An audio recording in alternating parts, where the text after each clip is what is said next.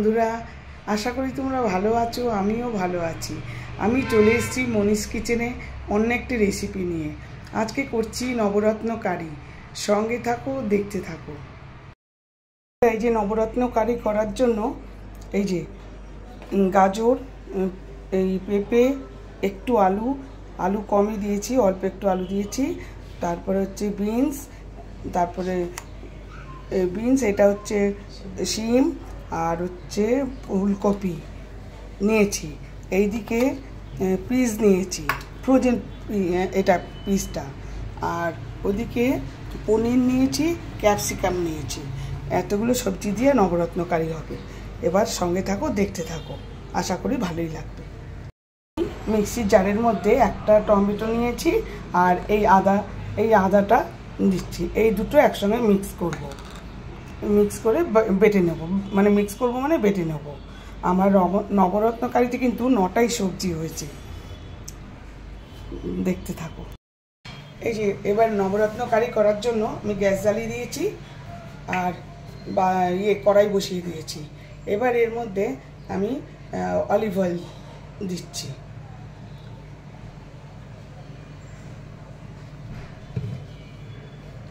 তোমরা ইচ্ছে করলে সাদা তেল দিয়ে করতে পারো, বাটার দিয়েও করতে পারো, কিন্তু আমি অলিভ অয়েল দিয়ে করছি। প্রথমে আমি পনিরটা ভেজে নিচ্ছি। তেল গরম হয়ে গেছে, আমি পনিরটা প্রথমে ভেজে নিচ্ছি।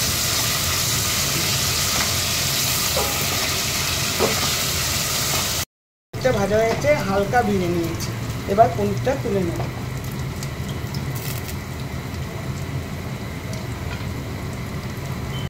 এই যে পনিরটা ভেজে এই যে তুলে রাখলাম পনিরটা। এইবারে আমি এই যে গরম মশলা দেব ফোড়নে। এই যে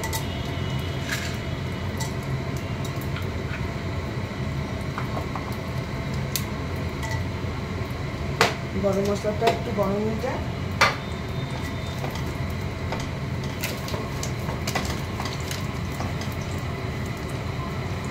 এটা আর কিছু না, শুধু গরম মশলাই দিতে হবে। তোমরা ইচ্ছে করলে, আমি যে সবজিটা ভাজবো, তোমরা ইচ্ছে করলে কিন্তু সবজিটা করতে পারো, ভাপিয়ে নিতে পারো। আমি কিন্তু ভাপাবো না, আমি ডাইরেক্ট ভাজবো। ভাপালে কিন্তু একরকম টেস্ট, আর ভাজলে আরেক রকম টেস্ট। এই যে আমি ক্যাপসিকাম ছাড়া সব সবজিগুলো দিয়ে দিচ্ছি।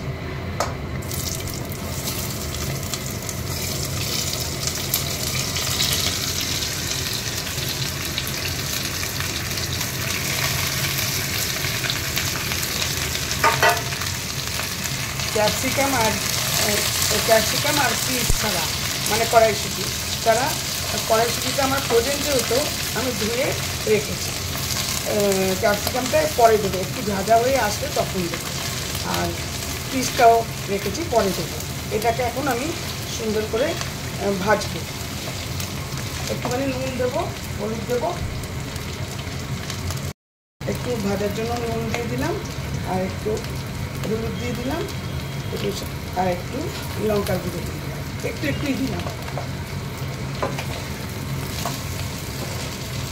এই যে সব মশলার সঙ্গে মিশিয়ে দিয়েছি। এটা একটুখানি ভাজা করবো। একটু ঢেকে দিলাম, কমিয়ে ঢেকে দেবো, তাহলে খুব তাড়াতাড়ি হয়ে যাবে। মাঝে মাঝে আমি নাড়িয়ে দিচ্ছি খুলে। এইবার আমি ক্যাপসিকামটা দিয়ে দেবো। ভাজাটা হচ্ছে, ভালোই ভাজা হয়েছে। এবার আমি ক্যাপসিকামটা দিয়ে দেবো। এই যে ক্যাপসিকামটা দিয়ে দিলাম। ক্যাপসিকামটা দিয়ে আবার ঢাকা দিয়ে রাখবো ভাজা হওয়ার জন্য।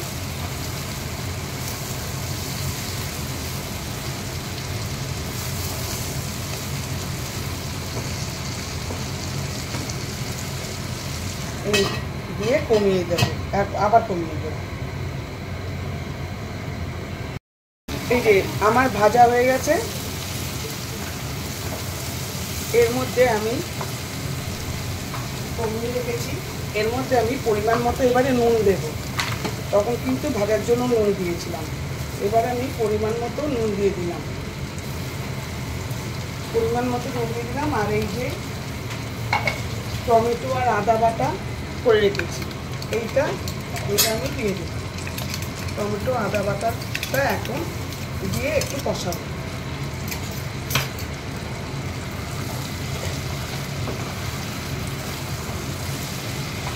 সেদ্ধ করে তোমরা করতে পারো ভাপিয়ে নিয়ে, কিন্তু ভাপানোর থেকে না ভেজে করলে অনেক বেশি টেস্ট হয়, সেটা তোমাদের ইচ্ছে।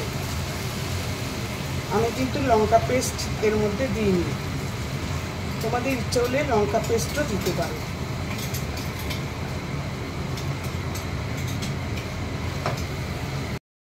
এই যে এই কাজু বাদাম আর চালমগজ আর এই পোস্ত, এই তিনটে বাটা হবে, এই তিনটে বেটে নেবো এখন আমি। এবার এটা সাঁতলানো হয়ে গেছে টমেটো আর আদা দিয়ে। এইবারে আমি এই পেস্টটা দিয়ে দিলাম, চালমগজ, পোস্ত, কাজু পেস্টটা দিয়ে দিলাম।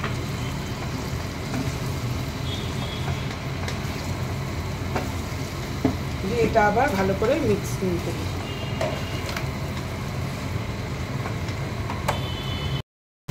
এই যে মিক্সি দেওয়া জলটা দিয়ে দিলাম, পুরো পোস্ত।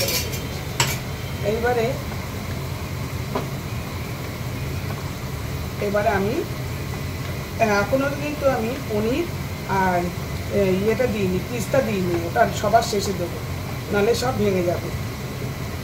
এর মধ্যে আমি একটু মিষ্টি দিয়ে দেবো। এবার এর মধ্যে আমি একটুখানি 1 চামচ মতো মিষ্টি দিয়ে দেবো, কারণ এইটা নবরত্ন কারিটা একটু মিষ্টি মিষ্টি হয়। 1 চামচ মতো মিষ্টি দিয়ে দিলাম, দিয়ে মিক্সিং করে এবার আমি একদম সিমে রেখে ঢেকে দেব।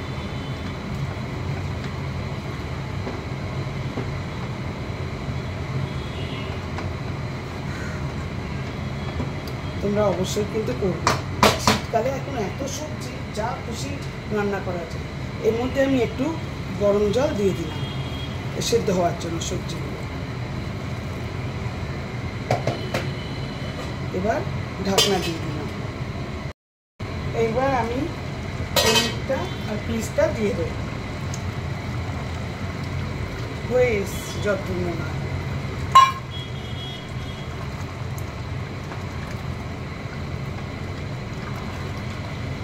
গাজরটা দেখলেই বোঝা যাবে হয়েছে। হ্যাঁ হ্যাঁ, গাজর নরম হয়ে গেছে। হ্যাঁ, গাজর নরম হয়ে গেছে। এবার আমি পনিরটাও দিয়ে দেবো।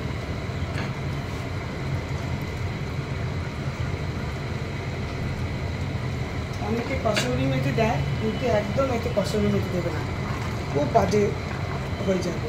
এর মধ্যে কিন্তু কসুরি মেথি একদম চলবে না, কসুরি মেথি একদম দেবে না, গন্ধটাই চলে। নবরত্ন কারির যে একটা গন্ধ, কসুরি মেথি দিলে কিন্তু খুব বাজে হবে। এবার আমি গ্যাসটা বাড়িয়ে দিলাম, যেহেতু হয়ে গেছে। এবার একটু জলটা মরুক, এরপরে আমি জলটা মরলে পরে একটু দুধ দেব। এবার আমি এর মধ্যে অল্প দুধ দিয়ে দিলাম। দুধ দিলে যেমন টেস্ট হবে, তেমনি কিন্তু একদম মাখনের মতো নরম লাগবে, গ্রেভিটা স্মুথ একদম হয়ে যাবে। এইবারে আমি নাড়িয়ে চাড়িয়ে আমি 5 মিনিট স্ট্যান্ডিং টাইমে ঢাকা দিয়ে রেখে দেবো। জলটাও মরে যাবে, আবার এদিকে সুন্দর টেস্টও এসে যাবে, কালারও এসে যাবে। এই যে বন্ধুরা দেখো, আমার নবরত্ন কারি একবারে ডান, একদম মানে জাস্ট একটু ঝোল আছে, এটা পরে টেনে নেবে। এটা একদম আমার কালারটাও খুব সুন্দর এসছে। এবার আমি গ্যাস অফ করে দিলাম, আমি ঢাকা দিয়ে রেখে দিয়েছিলাম, গ্যাস অফ করে দিলাম, সুন্দর হয়ে গেছে। বন্ধুরা দেখো কি সুন্দর কালার এসছে, খুব সুন্দর দেখতে হয়েছে। এর মধ্যে তোমরা কাজু কিশমিশ দিতে পারো, আমি কিন্তু দিইনি, ডেইলি খাবার তো সেজন্য দিইনি। কাজু কিশমিশ অবশ্যই তোমরা দিতে পারো, আর কাঁচা লঙ্কা পেস্ট দিতে পারো, এগুলো তোমাদের বলে দিলাম। বাটার দিতে পারো, কিন্তু আমি এসব কিছুই দিইনি। Thank you for watching. তোমাদের আশা করি ভালোই লেগেছে। ভালো লাগলে লাইক, শেয়ার, কমেন্ট করবে। আমি শীঘ্রই আসবো আরেকটি ব্লগ নিয়ে। নবরত্নকারি দেখলে আশা করি তোমাদের ভালো লেগেছে। ভালো লাগলে লাইক, শেয়ার, কমেন্টস করবে। প্লিজ ফলো করো, শীঘ্রই আসছি আরেকটি ব্লগ নিয়ে। Thank you for watching.